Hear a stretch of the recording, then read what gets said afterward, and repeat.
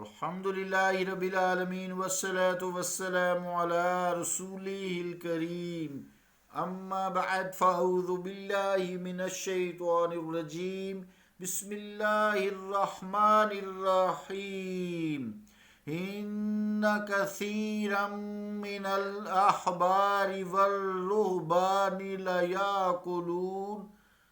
لَيَأْكُلُونَ أَمْوَالَ النَّاسِ بِالْبَاطِلِ وَيَصُدُّونَ عَنْ سَبِيلِ اللَّهِ صدق اللہ العظیم۔ واجب الاحترام سامعین، السلام علیکم ورحمۃ اللہ وبرکاتہ۔ آیت کریم کا جو ترجمہ ہے وہ یوں ہے کہ بے شک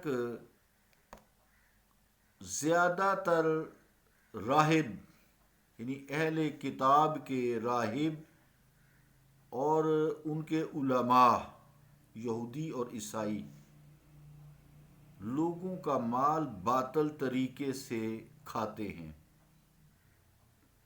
اور باطل پر لگا کر انہیں سیدھے راستے سے ہٹا دیتے ہیں۔ یہ قرآن کریم کا سیدھا سادہ ترجمہ ہے، آسان سا۔ لیکن اس ترجمہ کو جو پرویز نے کیا ہے، غلام احمد پرویز نے، اس کو مسلمانوں کے علماء خیر پر، اولیاء کرام پر چسپاں کیا ہے۔ اس کا ترجمہ سماعت کیجئے۔ وہ فرماتا ہے، علماء و مشائخ کی اکثریت کا یہ عالم ہے کہ وہ لوگوں کا مال ناجائز طریقے سے کھاتے ہیں اور بجائے اس کے کہ خدا کی طرف جانے والے راستے پر چلائیں، الٹے ان کی راہ میں روک بن کر کھڑے ہو جاتے ہیں۔ اس کو دیکھیے، مطالب القرآن از غلام احمد پرویز، جلد دوم، صفحہ 221، مطبوعہ لاہور۔ پہلی بات تو یہ عزیزان گرامی قدر، اس آیت کے مصداق اہل کتاب کے پادری ہیں اور عبادت گزار ہیں، راہب جو ہیں۔ پھر ان میں اکثریت کا یہ حال تھا کہ گویا اللہ تعالیٰ نے ان میں سے بعض کو مستثنیٰ قرار دیا، جیسا کہ میں نے کل بات کی تھی۔ اس کے علاوہ رسالت مآب صلی اللہ تعالیٰ علیہ وآلہ وسلم کی امت کے جلیل القدر علماء خیر و مشائخ کو بقول پرویز یہودی و نصارہ کے علماء و مشائخ سے تشبیہ دینا کس قدر گستاخی، دریدہ دانی، جاہلیت ہے۔ کیا تاریخ میں کسی ایک واقعہ کا ایسا ثبوت ملتا ہے کہ علماء خیر اور مشائخ سلف، یعنی جن کی فہرست بہت طویل ہے، میں سے کسی نے بھی ناجائز طریقے سے کسی کا مال لوٹا ہو، یا انہوں نے خانقاہیں اس لیے قائم کی ہوں کہ عوام کو لوٹ سکیں؟ استغفر اللہ، ایسی بات نہیں ہے۔ ہاں، ان کی آڑ میں 2 نمبر لوگ بہت ہیں، اب بہت ہیں، یہ ہم مانتے ہیں، لیکن یہاں بات اہل کتاب کے راہبوں کی ہو رہی ہے، پادریوں کی ہو رہی ہے، ان کی بھی نہیں ہو رہی۔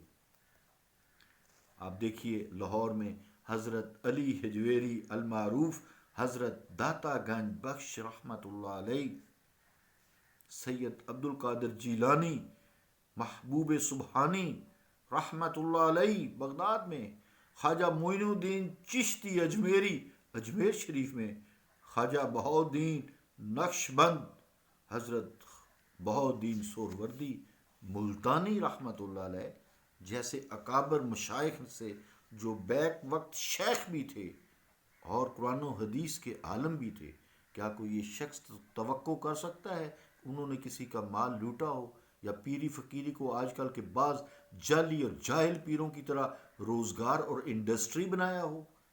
نہیں، ہم ان کی بات نہیں کرتے، ہم اصلوں کی بات لے کے نام لیے میں نے۔